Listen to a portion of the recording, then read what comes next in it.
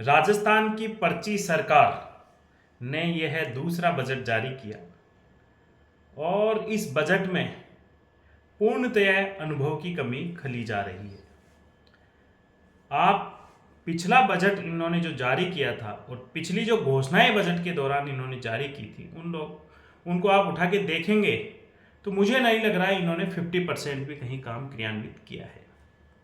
ये बड़ी बड़ी बातें हाँक के और इस बजट में इन लोगों ने ये कहा है कि हम पानी के लिए 1000 नई ट्यूबवेलों खोदने की कोशिश करेंगे या राजस्थान के हर व्यक्ति को हम ट्यूबवेल सैंक्शन करने की कोशिश करेंगे जो जरूरतमंद परिवार हैं। मुझे इनकी कथनी और करनी में इतना अंतर नजर आ रहा है कि केंद्र सरकार एक तरफ बोल रही है कि हम घर घर कनेक्शन दे रहे हैं, इनके मंत्री केंद्रीय मंत्री गजेंद्र सिंह जी ये वाक्य बोल रहे हैं कि हमने 80% लोगों को पानी पिलाने का काम किया है। घर घर कनेक्शन के तहत इन्होंने जल के कनेक्शन दिए हैं, तो फिर 1000 ट्यूबवेल खोदने की कहां जरूरत पड़ गई इन लोगों को। आप अगर सिंचाई की बात उठा के देखें तो आज भी चित्तौड़ के अंदर नदी के ऊपर जो ब्रिज बनने का काम था वो पूरा नहीं हुआ है, जो पिछली सरकार में इन लोगों ने घोषणा की थी। अभी इन्होंने इस बजट में ये घोषणा की है कि हम 100 यूनिट जो बिजली जो कांग्रेस पार्टी दे रही थी उसको 150 यूनिट करने जा रहे हैं।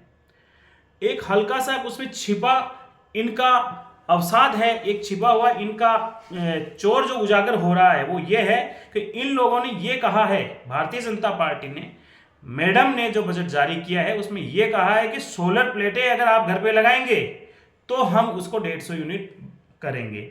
आप बताइए, एक सोलर पैनल लगाने के लिए घर में आज की लागत मूल्य लगभग 3.5 लाख रुपए आ रही है। सब्सिडी सरकार की अगर हटा दें तो भी लगभग 275 के आसपास एक किसान, एक व्यक्ति, एक मकान मालिक को देना पड़ रहा है। उसका अगर इंटरेस्ट आप जोड़ेंगे तो लगभग 250-300 रुपए। अभी जो 100 यूनिट में बिजली बिल आ रहा है 50 रुपए, अगर सोलर आप लगाएंगे तो उनका इंटरेस्ट बैंक ब्याज भी अगर माने तो लगभग 250-300 रुपए आपके हर महीने इंटरेस्ट के आएंगे। और फिर ये कितने यूनिट देंगे? 150 यूनिट देंगे। यानी फिर बिल कितना कम होगा? ज्यादा से ज्यादा आपका बिल कम होगा 150 रुपए। तो कहने का मतलब एक तरफ ये इस जेब से 500 रुपए छीनने की कोशिश कर रहे हैं और दूसरी तरफ जेब में 250 रुपए डाल के ये कह रहे हैं कि हमने 100 की जगह 150 यूनिट कर दी। इन लोगों को शर्म आनी चाहिए कि इन्होंने बजट के अंदर ये कहा है कि हम वृद्धाश्रम ज्यादा बढ़ाएंगे, वृद्धाश्रम जो खोल रहे हैं उनकी संख्या ज्यादा करेंगे। इनकी आइडियोलॉजी बताती है, ऐसे क्या जरूरत पड़ रही है कि वृद्धा आश्रम की संख्या कम नहीं हो सकती।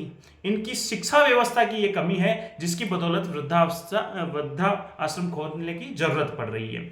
मैं कुछ आंकड़े आप लोगों के बीच में लेके आया हूं। मैं बताना चाहता हूं कि इन्होंने शिक्षा क्षेत्र में पिछला जो बजट है, आप तुलनात्मक अध्ययन देखेंगे तो कहीं ना कहीं आपको एजेंडा पता चल जाएगा। आपको यह पता चल जाएगा कि इन्होंने शिक्षा क्षेत्र में पिछली बार क्या क्या बड़ी बड़ी घोषणाएं की थी। अजमेर के अंदर इन्होंने आयुर्वेद योग एक विश्वविद्यालय की स्थापना की घोषणा की थी। उसको आज दिन तक 1 साल हो गया है, दूसरा बजट जारी हो गया है, आज दिन तक उनके ईंट भी नहीं लगी। इन लोगों ने भगवान को भी नहीं बख्शा। आप कल्पना कीजिए कि भगवान केशव के मंदिर के जीर्णोद्धार के लिए इन्होंने एक ईंट, एक सीमेंट का कट्टा तक नहीं करवाया। 1 साल हो गया। अरे कम से कम भारतीय जनता पार्टी के नुमाइंदों, कम से कम भगवान से तो डरो, जिसके नाम पे राजनीति करते हो। गाय के नाम पे आप राजनीति करते हैं, उनसे तो कम से कम डरो। एक ईंट बूंदी जिले के अंदर पिछली बार बजट में इन्होंने घोषणा की थी कि भगवान केशव के मंदिर को हम जीर्णोद्धार करवाएंगे। कहां गई इनकी कथनी करनी? वहीं आप देखिएगा मारवाड़ जंक्शन के अंदर पॉलिटेक्निकल कॉलेज की इन्होंने नींव रखने की बात कही, क्या उसका काम विकास हुआ? और तो और छोड़िए, शिक्षा के क्षेत्र में ऐसे अनगिनत हम उदाहरण बता देंगे जो भारतीय जनता पार्टी धरातल पर नहीं कर रही। ये बजट तय कहां करते हैं मुझे आज दिन तक पता नहीं चला।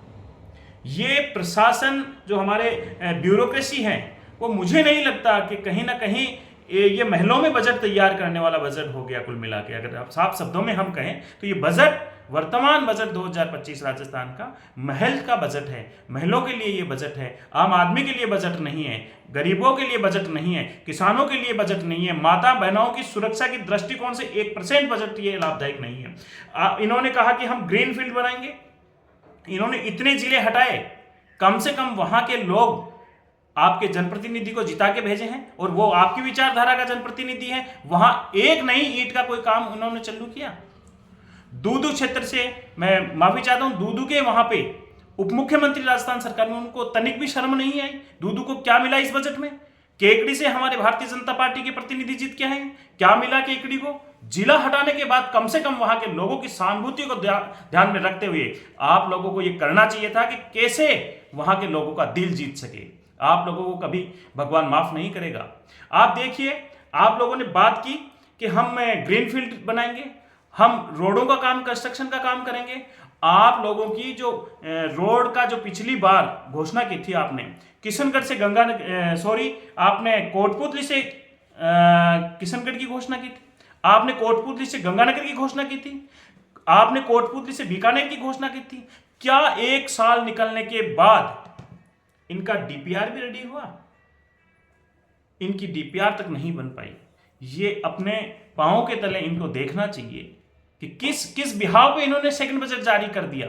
आप देखिए, भिवाड़ी से निमराना की जो रोड थी उसकी डीपीआर तक नहीं बनी। इन्होंने बजट उदयपुर के अंदर एलिवेंटेड रोड का बजट स्वीकृत कर दिया, 125 करोड़ रुपए, वहां तक चूना पत्थर तक नहीं लगा, लोहे का एक सरिया तक नहीं लगा। ये जो बजट इन्होंने पेश किया है, ये बजट महलों का बजट है, ये आम जनता का बजट नहीं है, ये गरीबों का, किसानों का बजट नहीं है। रोडवेज कर्मचारियों की